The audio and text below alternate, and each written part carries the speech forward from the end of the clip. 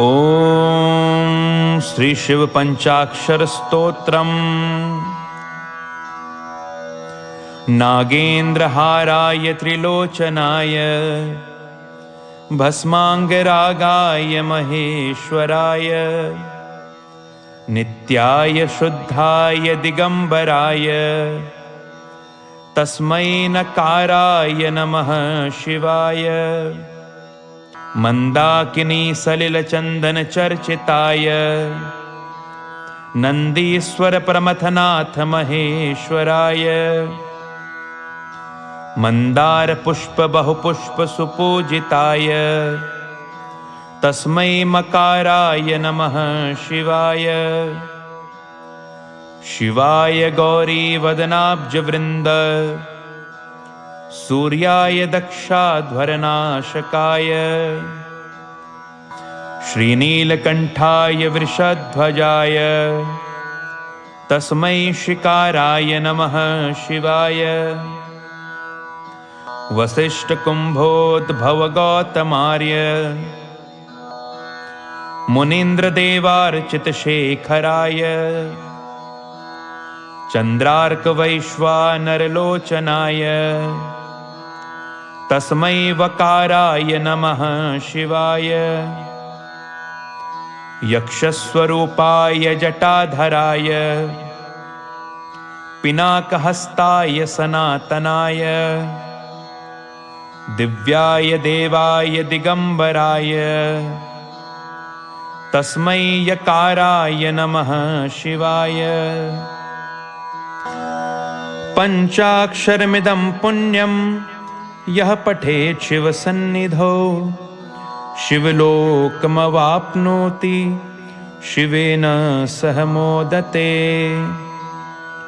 इति श्रीमच्छंकराचार्य विरचितं शिवपंचाक्षर स्तोत्रं संपूर्णम्।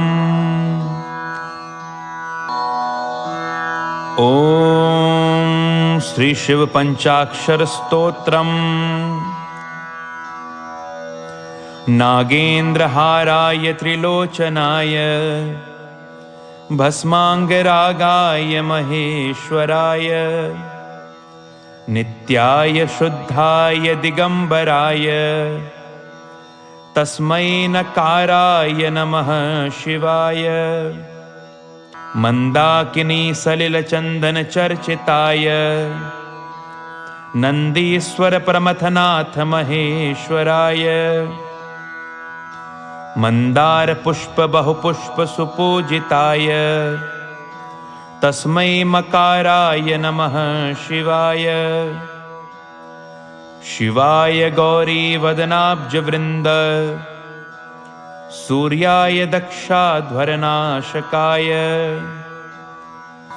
श्रीनीलकंठाय वृषध्वजाय तस्मै शिकाराय नमः शिवाय।